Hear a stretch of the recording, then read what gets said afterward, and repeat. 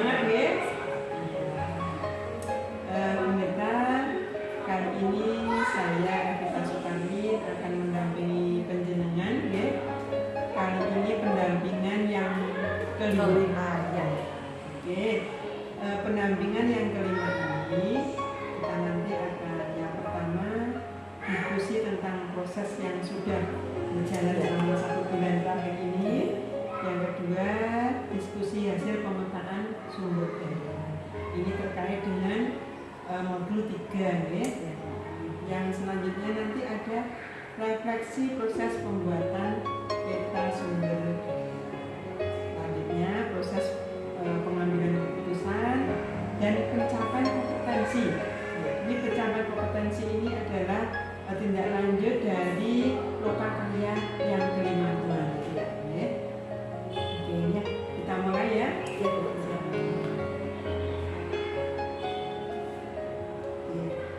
Bu Mita, proses apa yang sudah berjalan baik selama 1 bulan kebelakang? Ya, alhamdulillah Bu, selama 1 bulan terakhir sejak PI yang keempat kemarin saya membiasa yang kemarin ke dia sampai dengan PI 5 hari ini. Proses yang sudah ini adalah saya mau melaksanakan uji ke anak-anak. Kalau kemarin masih ada evaluasi, ada pembetulan-pembetulan, jadi saya mulai memperbaiki diri. Ketika ada anak-anak yang membutuhkan, saya mencoba untuk mempraktekkan. Misalnya kemarin ada anak yang tidak pede untuk ikut lomba menyanyi, padahal dia biasanya ikut lomba ikut prestasi. Itu saya ada pendampingan, terus saya memberikan izin ke dia. Sampai sekali ya. Jadi terkait dengan pendampingan yang 4 kemarin ya, pendampingan kan masih coachingnya belum begitu bagus ya. Jadi minggu-minggu dan bulan-bulan akhir ini dia sudah mempraktikkan. Semoga dengan latihan terus akan lebih baik lagi. Hasilnya anak saya termotivasi, terus walaupun dia tidak masuk ke 3 besar di tingkat kecamatan, dia percaya diri, optimis untuk mengikutinya. Terima kasih. Itu tindak lanjut dari pendampingan yang keempat. Selanjutnya ini nanti saya akan berdiskusi tentang pemetaan sumber daya. Ini adalah modul 3.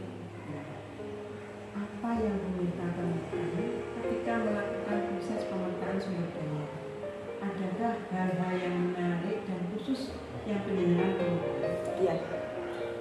Selama ini seringnya saya sebagai guru memandang sekitar itu adalah awalnya itu berbasis ini kekurangan yang ada, masalah yang ada, tapi bagaimana solusinya dari permasalahan tersebut. Nah, setelah mempelajari modul 3, mulai perlahan-lahan memandangnya itu dari sudut positifnya, dari sudut aset apa yang kami miliki. Misalnya siswa yang banyak bukan sebagai beban, tapi itu adalah aset. Wali murid yang menyampaikan aspirasi bukan lagi itu adalah masalah, tapi adalah aset. Bagaimana dia ikut membantu menyuarakan ide pendapat seperti itu. Agar kegiatan menjelang lebih baik. Ya, betul, untuk kebaikan bersama. Jadi tahu ya aset-aset itu ya ternyata setelah mempelajari itu ya. Jadi memandang sesuatu itu bukan dari jeleknya, tapi baiknya. Perubahan apa yang mereka harapkan dapat terjadi di lingkungan sekolah ya? Setelah mengetahui sumber daya yang ada itu ternyata banyak sekali. Ya, perubahan yang saya harapkan adalah saya bersama rekan sejawat juga di ini dengan koordinasi kepala sekolah mampu bersama-sama melihat aset itu, tidak hanya dari kami sebagai satu orang calon siswa, tapi bisa bersama-sama memandang aset dan akhirnya muncul satu program. Yang program itu adalah berbasis aset-aset yang ada.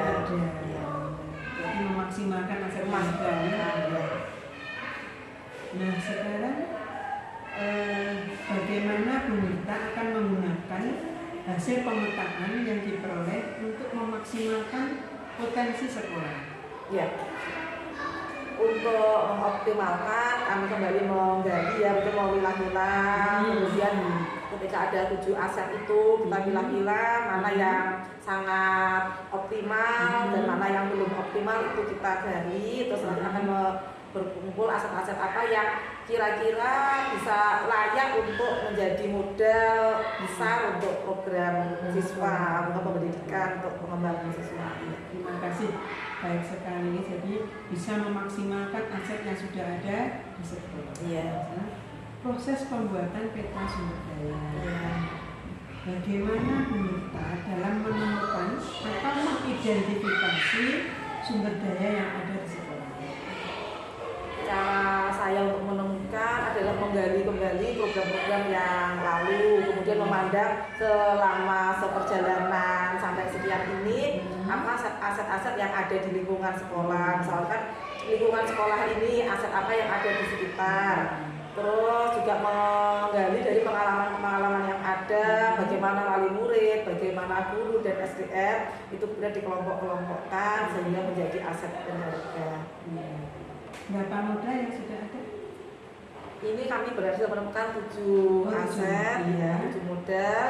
Yang pertama yaitu modal manusia. Ini adalah guru maupun wali murid. Alhamdulillah guru-guru kami adalah guru-guru yang potensi yang terus di-upgrade oleh yayasan. Yang kedua adalah manusia, yang lainnya adalah wali murid yang sangat support.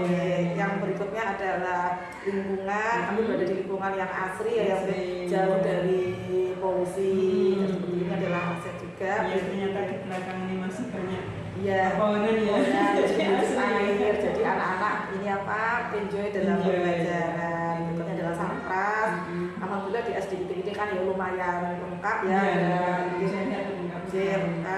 Ya hanya beberapa yang butuh untuk ditingkatkan, tapi yang lain lengkap, misalnya komputer, terus ruangan kelas yang representatif, bersih, seperti adalah asetnya ini ya. Kemudian adalah agama, yang ada masjid sendiri, terus guru-guru yang juga bisa mengajari anak-anak, terus lingkungan masyarakat yang agamanya bagus, sosial budaya di masyarakat sekitar, aset finansial, modal finansial yang sebagai pendukung program sudah ada, terus modal politik, aset politik berupa dukungan pemerintah sekitar, berupa dari Pak Camat, Kepala Desa, atau kalau ada dari puskesmas ada penyuluhan apa, alhamdulillah juga ada di sekolah ini. Ternyata 7 modal ada semua ya di sini ya. Iya, oke, bagus sekali, makanya muridnya banyak di sini ya. Terus apa saja kendala? Pasti ada kendala, itu pasti ada yang penjenengan hadapi saat melakukan identifikasi sumber daya sekolah dan bagaimana mengatasinya? Ya, kendala pasti ada. Mungkin di saat kita menemukan suatu masalah yang sangat serius, kita itu kadang-kadang fokusnya berbelok. Kalau awalnya kita fokus kepada kekuatan yang dimiliki, ketika ada permasalahan muncul, energi kita itu terkuras untuk fokus kepada permasalahan yang ada. Misalnya ada siswa yang sangat ini, nah kita fokusnya ke sana dan melupakan apa yang sudah kita baik. Nah itu adalah kendala.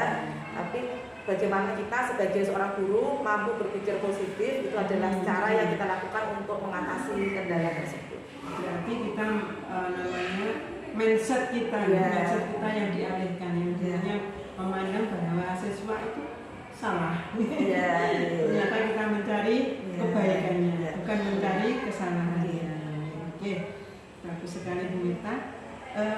Sekarang bagaimana perasaan Bu Mirta ketika berhasil mengidentifikasi sumber daya yang ada di sekolah? Ya tentu senang dan bahagia ya. Senang sehingga ketika menjalankan tugas itu kita tidak banyak beban, tapi adalah termotivasi untuk bagaimana ya ini bisa berjalan, ini bisa lebih baik dan lebih baik lagi. Jadi intinya maju ke depan lebih baik. Apa pertimbangan Bu Mirta dalam menentukan sumber daya sekolah? Iya, karena di sini yang kita hadapi murid, pertimbangan saya adalah ya, kebutuhan murid itu apa? Ya, misalkan dia yang perlu yang tujuannya adalah untuk aspek apa yang ditingkatkan, misalkan dalam segi budaya dan kesenian. Nah kita melihat aset-aset apa yang cocok dengan kebutuhan tersebut. Jadi kebutuhan di sini pemenuhan kebutuhan dari murid. Ya. Jadi utamanya adalah murid. Jadi pendidikan yang berpusat pada murid. Apakah terdapat hal lain yang dapat dijadikan sumber daya sekolah yang belum Bu Mirta temukan? Mungkin ada lagi selain dari 7 aset tadi. Kira-kira yang belum saya masukkan bisa jadi ini adalah alumni sekolah ya ini kan kita sudah sekolah sudah lulusan ke-16 bisa jadi alumni kami sekarang sudah kuliahnya sudah lulus. Nah itu mungkin bisa jadikan aset alumni yang nantinya dia akan memberikan sumbangsih kepada ini yang belum terpetakan dalam 7 aset tadi ya aset alumni ya. Berarti kalau alumni itu termasuk ke manusia SDM tadi tambahan dari ya. Berarti ada penemuan lagi ya. Refleksi proses pengambilan keputusan. Pasti ada masalah, pasti ada keputusan yang harus kita ambil untuk memecahkan suatu masalah. Berdasarkan hasil pemetaan yang kita lakukan, bagaimana hal tersebut mempengaruhi proses pengambilan keputusan yang dilakukan.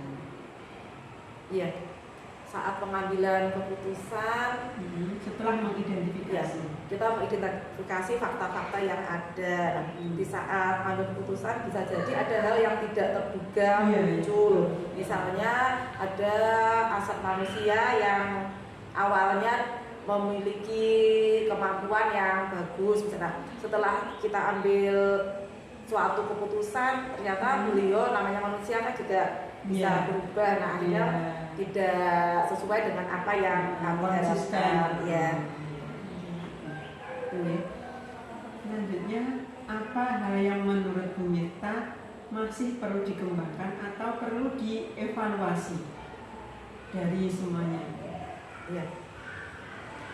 Yang perlu dievaluasi menurut saya adalah ini konsistensi dalam mengambil 9 langkah tadi ya. Jadi kita perlu konsisten, tidak tergesa-gesa langsung memberikan keputusan, kemudian benar-benar jernih dalam melihat ini paradigma mana yang dipakai, prinsip-prinsip apa yang dipakai ya. Bagus sekali. Selanjutnya, apa hal yang menurut Bu Mirta yang mendukung? Pasti sesuatu hal itu pasti ada yang mendukung dari keputusan yang diambil. Tentunya siapa saja, pihak-pihak mana saja yang mendukung dari keputusan penjenengan. Ya. Karena keputusan ini sebelumnya sudah melewati koordinasi dengan kepala sekolah, juga dengan rekan sejawat, tentu saja kepala sekolah adalah pihak yang mendukung keputusan ini. Rekan sejawat yang awalnya sudah kami libatkan, alhamdulillah juga ikut mendukung proses ini. Adakah pengalaman yang terjadi baik dalam waktu dekat maupun sebelum mengikuti pendidikan guru pembela yang mencerminkan dilema etika, baik itu terkait dengan murid maupun teman sejawat? Jadi sebelum penjenengan menjadi calon guru pembela dan saat ini penjenengan sudah menjadi calon guru pembela. Yang sering saya rasakan juga pernah terjadi adalah saat sebelum jadi CGP ini, saat menegakkan peraturan, misalnya ada siswa yang terlambat, itu kadang dilema antara peraturannya tidak boleh terlambat, tapi satu kasihan rumahnya jauh. Nah, apa yang kita ambil? Nah, seperti itu hal yang sepele, tetapi ternyata itu kalau tidak kita selesaikan dengan baik akan membawa efek yang panjang. Jadi bagaimana kita sebijaksana mungkin, seefektif mungkin mengambil keputusan. Itu dari segi anak-anak. Mungkin dari teman sejawat ada yang dulunya memandang sebelah mata atau bagaimana, atau semuanya mendukung penjenengan dari segi? Tentu saja ada, karena karakter orang kan berbeda. Di awal-awal kan ya saya kebetulan alhamdulillah awalnya kan jadi wakaf siswaan yang harus menjalankan peraturan seperti ini. Kadang-kadang peraturannya kami keputusan yang kami lakukan yang berbasis pada peraturan yang ada itu dinilai terlalu sangat, ya salah satu pacaran terlambat, tumbuhlah di luar gerbang, misalnya seperti itu kan, nah ternyata itu kurang bijaksana jika dilihat dari sisi rasa kasihan, padahal nyatanya adalah menjalankan peraturan seperti itu. Ya. Memang itulah. Ya. Kalau menjalankan peraturan, kalau dari hati itu memang tidak tega. Oke, kemudian dari matematika. Selanjutnya,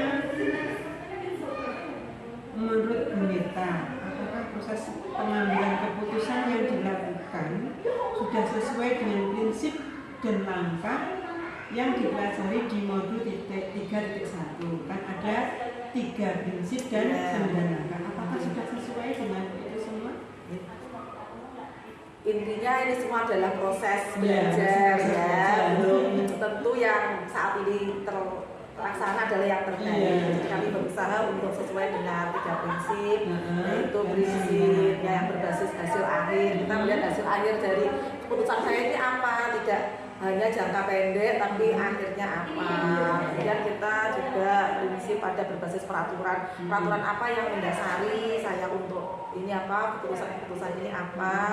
Yang berikutnya adalah rasa peduli. Jadi apalagi kita sebagai guru yang harus peduli pada siswa, pada masa depan siswa, pada keluarga siswa juga. Empati kita sebagai seorang guru ya. Itu adalah dari prinsipnya. Kemudian yang 9 langkah jadi perlahan-lahan dicoba dilatih untuk dilaksanakan, dipraktekkan di kecil maupun di lingkungan, terutama di kelas pendidikan sebagai contoh dari kelas yang lain. Pendidikan itu sudah melaksanakan kegiatan di pembelajaran modul 3.1. Melakukan 3 prinsip dan 9 langkah. Tetap kita step by step akhirnya nanti akan berhasil. Apa hal yang menurut Bu Mita masih perlu dikembangkan, ya? Atau perlu dievaluasi dari proses pengambilan keputusan? Iya. Yang perlu diperbaiki menurut saya adalah di 9 langkah ini, dimana kadang namanya 9 langkah kadang-kadang kita pandang terlalu banyak langkah, belum sampai di langkah yang ke-9 kita kadang terburu-buru untuk sudah langsung spontan mengambil keputusan. Misalkan yang perlu digali kan ada langkah yang uji regulasi, uji hukum, nah itu kadang kita tidak sampai berpikir jauh, kadang itu langsung ambil keputusan apa. Harusnya kan dari langkah 1 ke langkah 2, begitu ya. Seperti kita naik tangga kan tidak bisa langsung dari 1 ke 3. Tidak bisa spontan langsung tanpa pikir panjang. Sekarang memasuki refleksi pencapaian kompetensi bulan kelima berdasarkan lembar pengecekan mandiri kompetensi pada lokakarya kelima. Kemarin waktu lokakarya kelima pasti ada cita-cita atau tujuan yang akhir sekali kan ada di mandiri kompetensi kemarin, gitu. Apa saja pencapaian Bu Nita pada pembelajaran bulan ini? Ya. Untuk sampai dengan bulan ke-5 ini yang sudah saya rasakan ada peningkatan adalah yang pertama sudah mulai mencoba untuk berpusat kepada murid pembelajaran yang di kelas, sudah mencoba menerapkan berdiferensiasi. Kami memandang siswa itu ya berbeda dari kesiapan belajar. Kemudian mulai lebih menanamkan karakter ke siswa. Kemudian untuk anak-anak yang ada masalah, saya mencoba lebih telaten saat coaching, pendampingan coaching itu saya mencoba pelan-pelan, walaupun tidak semua anak berkesempatan mendapatkan pendampingan di coaching, tapi anak-anak yang membutuhkan sudah mulai ini. Kemudian untuk yang mengoptimalkan komunikasi dengan orang tua, melibatkan orang tua itu sudah kami tambahkan porsinya sehingga dalam pembelajaran ini melibatkan orang tua. Berarti ada istilahnya buku penghubung ya? Iya, buku penghubung ada. Sekarang ini lebih ke grup WA, karena kan kalau buku kan ini kadang-kadang kalau WA langsung terbaca. Kami melaporkan apa yang dibahas hari ini, persiapan apa untuk besok, termasuk untuk ibadah-ibadah harian. Misalkan hari ini tilawah apa di rumah, pelaporannya juga lewat grup WA. terpantau seluruhnya. Terpantau. Ya. Oke. Apakah terdapat tantangan? Pasti ada tantangan dan kesulitan selama proses pembelajaran.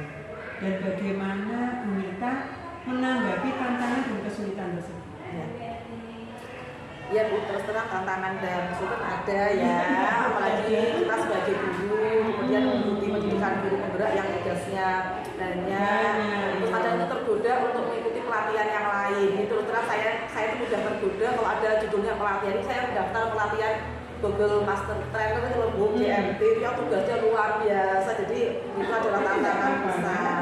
Menambah ilmu. Ya, nah itu akibatnya menambah jam lembur sehingga kan ya itu tantangannya itu sebetulnya bisa kita atasi kalau kita bisa memanajemen waktu, menjaga kesehatan, dan asalkan tugas utama sebagai guru itu tidak kita nomor kesekian, tetap menjadi prioritas. Sebagai guru adalah prioritas, yang lainnya adalah sampingan. Oke. Bagaimana Bu Mirta akan menggunakan pencapaian tersebut untuk proses pembelajaran selanjutnya? Ya. Sudah ada pencapaian kan? Ya. Untuk proses selanjutnya, ini yang di modul 3 adalah program yang berdampak pada murid. Saya terutama akan menggunakan apa yang saya satu hubungan dengan orang tua, bagaimana memandang anak itu berdiferensiasi di pembelajaran di kelas, itu akan kami buat nantinya di modul 3 ini. Ada program yang benar-benar berdampak bagi murid dan dia itu bisa berkesan sampai lulus, sampai berlulus. Nanti itu bisa ingat apa yang kita lakukan, terus maknanya apa, tidak hanya sekedar program berjalan, tidak program yang bermakna dan diingat seperti itu. Berarti jenengan itu intinya ingin menjadi guru yang dikenang selamanya. Oke, sekarang refleksi. Apa hal yang membuat Bu Mirta itu bangga pada diri penjenengan sendiri sejauh menjalani program pendidikan guru pembelajaran? Pasti ada sesuatu, oh ternyata saya itu sampai begini gitu. Ya.